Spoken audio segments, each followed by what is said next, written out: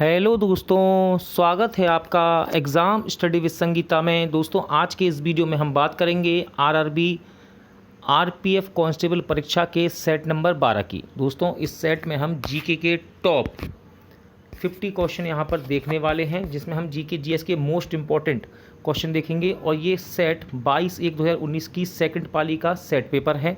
इससे पहले अपने 11 सेट और अपलोड किए हैं। यदि आपने वे नहीं देखे हैं तो आपने प्लेलिस्ट में जाकर देख सकते हैं। टोटल यहाँ पर 40 सेट है दोस्तों। यदि आप इन 40 सेटों को पढ़कर जाते हैं एग्ज़ाम से पहले तो लगभग आपके 2000 क्वेश्चन यहाँ पर जीके जीएस के कंप्लीट हो जाएंगे। और संभावना ये रहती है रेलवे के एग्ज़ाम में कि कई क्वेश्चन यहाँ पर रिपीट होते हुए आपको एग्ज़ाम में दिखाई देते हैं। इसलिए आप इस सीरीज़ को पूरा पढ़ के ज़रूर जाइएगा एग्ज़ाम से पहले। ये आपको एग्ज़ाम के लिए बहुत ही ज़्यादा हेल्पफुल होने वाली है। वीडियो अच्छा लगे तो प्लीज़ वीडियो को लाइक और शेयर करना मत भूलिएगा। और यदि अब तक आपने हमारे चैनल को सब्सक्राइब नहीं किया है तो चैनल को सब्सक्राइब जरूर कीजिएगा। तो चलिए स्टार्ट करते हैं set number 12। RRB RPF constable परीक्षा 22/1/2019 का सेकंड पाली का सेट है। ये सेट नंबर 12। क्वेश्चन नंबर 1, रसोई के बर्तनों पर नॉन स्टिक कोटिंग के लिए निम्नलिखित में से कौन सा एक विशेष प्लास्टिक उपयुक्त होता है। मोस्ट इंपॉर्टेंट क्वेश्चन है ये, कई बार एग्जाम में पूछा गया है। तो देखिए, इसका नाम है टेफ्लॉन। क्या कहते हैं इसको? टेफ्लॉन। देखो, टेफ्लॉन जलरोधी होते हैं और ऊष्मा के लिए उच्च प्रतिरोध क्षमता रखते हैं, इसीलिए इनका प्रयोग किया जाता है। सौर कैलेंडर में कितने राशि चक्रों का उल्लेख है? सही आंसर है दोस्तों ऑप्शन 3, 12। ठीक है, सौर कैलेंडर में कितने राशि चक्रों का उल्लेख है? 12।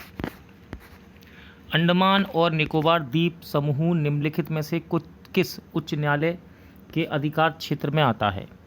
तो ये आता है कलकत्ता उच्च न्यायालय में। ठीक है, देखो, कलकत्ता उच्च न्यायालय का गठन 1861 में हुआ था। कब? 1861 में। और याद रखना, भारत का सबसे पुराना उच्च न्यायालय यही है। नीति आयोग अस्तित्व में आया। Important question. नीति आयोग अस्तित्व में कब आया? तो ये आया 1 जनवरी 2015 में। देखो, नीति आयोग का फुल फॉर्म क्या होता है? National institution for transforming India. National institution for transforming India. 1 जनवरी 2015 से योजना आयोग के स्थान पर इसको लाया गया था। प्रस्तावित राष्ट्रीय खेल विश्वविद्यालय किस राज्य में स्थापित किया जाएगा? तो राइट आंसर है मणिपुर। ठीक है, मणिपुर में राष्ट्रीय खेल विश्वविद्यालय को विशेष स्तरीय सुविधाओं के साथ पहले प्रशिक्षण केंद्र के रूप में स्थापित किया गया है। प्रधानमंत्री नरेंद्र मोदी ने 16 मार्च 2018 को राष्ट्रीय खेल विश्वविद्यालय की आधारशिला रखी थी। विश्व मुद्राओं के विनिमय को विनियमित करने की विधि किसके द्वारा शुरू की गई? तो ये की गई दोस्तों अंतर्राष्ट्रीय मुद्रा कोष के द्वारा, यानी कि IMF। ठीक है, अंतर्राष्ट्रीय मुद्रा कोष के द्वारा। निम्नलिखित में से कौन सा महाकाव्य ऋषि वेद व्यास द्वारा लिखा गया है? इंपॉर्टेंट क्वेश्चन है। तो वेद व्यास द्वारा लिखा गया दोस्तों महाभारत। ठीक है, महाभारत। निम्नलिखित में से कौन सा भारत का सर्वोच्च खेल पुरस्कार है? मैं आपको अभी इसके ऑप्शन देता हूँ। भारत का सर्वोच्च खेल पुरस्कार, देखिए दोस्तों, इसके ऑप्शन है राजीव गांधी खेल रत्न पुरस्कार, अर्जुन पुरस्कार, द्रोणाचार्य पुरस्कार और ध्यानचंद। तो राइट आंसर है इसका ऑप्शन 1, राजीव गांधी खेल रत्न पुरस्कार। अब आपको याद क्या रखना है? राजीव गांधी खेल रत्न पुरस्कार भारत का सर्वोच्च खेल पुरस्कार है, लेकिन अब इसका नाम बदलकर मेजर ध्यानचंद, ठीक है, मेजर ध्यानचंद खेल रत्न पुरस्कार कर दिया गया है। दिसंबर 1953 को राज्य पुनर्गठन आयोग का गठन किसने किया था?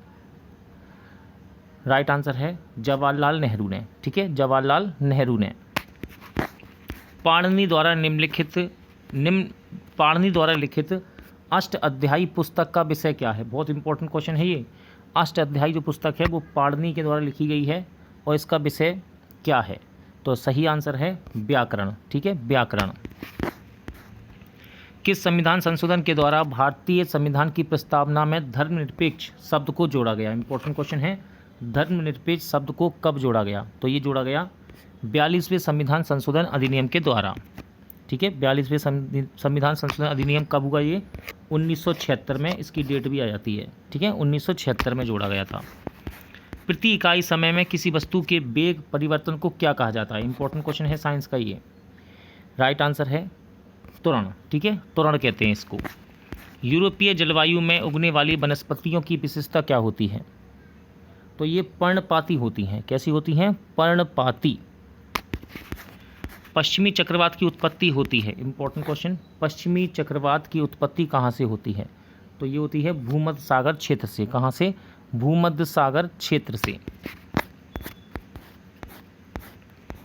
बोहर पद्धति के अनुसार एक परमाणु के बाह्यतम कोश में अधिकतम कितने इलेक्ट्रॉन हो सकते हैं?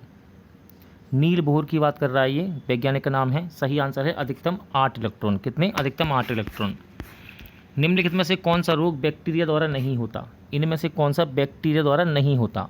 सही आंसर है hepatitis A. Hepatitis A virus के कारण लीवर में सूजन आ जाती है और यह दूषित भोजन और पानी के कारण होता है। निम्नलिखित में से, देखिए उसने कहा था बैक्टीरिया द्वारा नहीं होता, तो ये वायरस के द्वारा होता है, ये भी याद रखना, ठीक है। निम्नलिखित में से किस राज्य में एक से अधिक परमाणु ऊर्जा संयंत्र हैं? राइट आंसर है तमिलनाडु, ठीक है। तमिलनाडु में देखो, पहला तो है कलपक्कम परमाणु, ये पहली बार 1984 में इसने काम शुरू किया था, और दूसरा है कुडनकुलम, ये दोनों ही तमिलनाडु में हैं। मनुष्य में जब एक्स गुणसूत्र वाला एक शुक्राणु अंडे को निषेचित करता है तो युग्मनज किसके रूप में विकसित होता है? तो ये होता है दोस्तों मादा शिशु के रूप में, ठीक है, मादा शिशु के रूप में। निम्नलिखित में से कौन सा अनुच्छेद वित्त आयोग से संबंधित है? इंपॉर्टेंट है। वित्त आयोग का संबंध किस अनुच्छेद से है? राइट आंसर है अनुच्छेद 280। याद रखना इसको, अनुच्छेद 280 कई बार एग्जाम में पूछा गया है ये। निम्नलिखित में से किसके अनुसार अर्थव्यवस्था में आवश्यक वस्तुओं का कुल मूल्य हमेशा आपूर्ति के कुल मूल्य के बराबर होता है? तो राइट आंसर है बाल रस का नियम। किसका नियम है? बाल रस का नियम। किस वर्ष दिल्ली को एक मंत्रिपरिषद युक्त विधानसभा प्रदान की गई जिसके प्रमुख मुख्यमंत्री थे?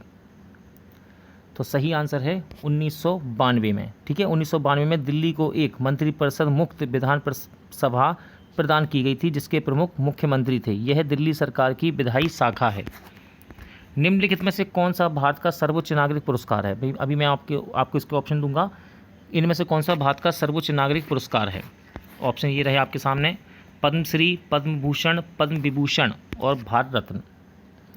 तो राइट आंसर हो जाएगा इसका ऑप्शन 4, भारत रत्न। देखो भारत रत्न कब शुरू किया ये भी पूछ लेता है, तो 1954 से भारत रत्न की शुरुआत हुई थी, ठीक है, 1954। निम्नलिखित में से किस अनुच्छेद के तहत राष्ट्रीय अनुसूचित जाति यानी कि एसटी आयोग की स्थापना का प्रावधान किया गया है? इंपॉर्टेंट क्वेश्चन है। राइट आंसर है अनुच्छेद 338, ठीक है। भारत में अनुसूचित जाति एससी के तहत हितों की रक्षा के लिए काम करता है, ठीक है। निम्नलिखित में से कौन सी समिति पूंजी खाता परिवर्तनीयता से संबंधित है? तो ये है आपकी एस तारापुर समिति, ठीक है, एस तारापुर समिति। भारतीय रेलवे के दक्षिणी क्षेत्र का मुख्यालय कहाँ है? दक्षिणी क्षेत्र का मुख्यालय पूछा जा रहा है आपसे। राइट आंसर है चेन्नई। कहाँ पर है ये? चेन्नई में। भारतीय संविधान के अनुसार राज्यपाल बनने के लिए न्यूनतम आयु क्या होनी चाहिए? इंपॉर्टेंट क्वेश्चन है। यदि आपको राज्यपाल बनना है तो आपकी न्यूनतम आयु पूछी जा रही है कितनी होनी चाहिए? तो ये है 35 साल, ठीक है, कम से कम 35 वर्ष तो होना चाहिए। और ये किस अनुच्छेद में है? 157 में ये बताया गया है। राष्ट्रकूट राजवंश का संस्थापक कौन था? इंपॉर्टेंट क्वेश्चन है ये। राष्ट्रकूट राजवंश का संस्थापक था दोस्तों दंतीदुर्ग, ठीक है, दंतीदुर्ग, जिसने गुर्जरों को पराजित किया और मालवा पर कब्जा कर लिया, और इसकी राजधानी कर्नाटक के गुलबर्गा क्षेत्र में स्थित थी। किस राज्य में उकाई बहुउद्देशीय नदी घाटी परियोजना स्थित है? कई बार ये क्वेश्चन आया है एग्जाम में। उकाई बहुउद्देशीय नदी घाटी परियोजना, तो ये है दोस्तों आपके गुजरात में, ठीक है। और किस नदी पर बनाई गई है? तो ये ताप्ती नदी पर बनी हुई है, ठीक है, ताप्ती नदी पर। निम्नलिखित में से किसे 24वें तीर्थंकरों में से अंतिम माना जाता है? जैन धर्म की बात कर रहा है ये। तो राइट आंसर है महावीर स्वामी, ठीक है। 24वें तीर्थंकर बर्दवान महावीर का जन्म 540 ईसा पूर्व वैशाली के निकट कुंडग्राम नामक गांव में हुआ था, इसे भी याद रखना आप। निम्नलिखित में से कौन सा कोशिकांग केवल पादप कोशिकाओं में पाया जाता है? राइट आंसर है लवक, ठीक है, लवक। पेरिस शहर किस नदी किनारे स्थित है? इंपॉर्टेंट क्वेश्चन है। पेरिस शहर, तो ये है दोस्तों सीन नदी के किनारे स्थित है, ठीक है। फ्रांस की राजधानी है पेरिस, ध्यान रखना, ठीक है, फ्रांस की राजधानी है पेरिस और सीन नदी किनारे स्थित है ये। सर्वेंट ऑफ इंडिया सोसाइटी की स्थापना किसने की? सर्वेंट ऑफ इंडिया सोसाइटी की स्थापना किसने की? देखो ऑप्शन में है सुभाष चंद्र बोस, महात्मा गांधी, दो ऑप्शन और बताता हूँ मैं आपको, ये रहे आपके दो ऑप्शन, मोतीलाल नेहरू और गोपाल कृष्ण गोखले। तो सर्वेंट ऑफ इंडिया सोसाइटी की स्थापना गोपाल कृष्ण गोखले द्वारा की गई थी, ठीक है, किसके द्वारा? गोपाल कृष्ण गोखले। निम्नलिखित में से किस केंद्र शासित प्रदेश में जनसंख्या घनत्व सबसे अधिक है? इंपॉर्टेंट क्वेश्चन है ये। राइट आंसर है दिल्ली में। कहाँ पर? दिल्ली में। दिए गए विकल्पों में से इक्वेस्टेरियस स्पोर्ट्स किससे संबंधित है? ये राइट आंसर है दोस्तों इसका घुड़सवारी, ठीक है, घुड़सवारी। दोलन की घटना में प्रति सेकंड दोलनों की संख्या को क्या कहते हैं? सही आंसर हो जाएगा दोस्तों आवृत्ति, ठीक है। आवृत्ति प्रति सेकंड दोलनों की संख्या होती है, उसकी इकाई हर्ट्स होती है, ठीक है। क्या होती है? आवृत्ति की इकाई हर्ट्स। बोलीविया की राजधानी क्या है? देखिए देश का नाम है बोलीविया, इसकी राजधानी आपसे पूछ रहा है, तो बोलीविया की राजधानी एग्जाम में कई बार रिपीट होती है, इसकी राजधानी है ला पाज, ठीक है, ला पाज, ला पाज। निम्नलिखित में से किसे मुद्रा बाजार भी कहा जाता है? राइट आंसर है कार्यशील पूंजी बाजार को मुद्रा बाजार कहते हैं। मानव के आवाज़ की उत्पत्ति किस में कंपन के कारण होती है? सही आंसर है स्वर रज्जु। देखिए स्वर रज्जु अथवा कंपन का अर्थ किसी वस्तु का तेजी से इधर उधर जाना होता है। मनुष्य की आवाज़ की ध्वनि स्वर रज्जु में कंपन के कारण उत्पन्न होती है।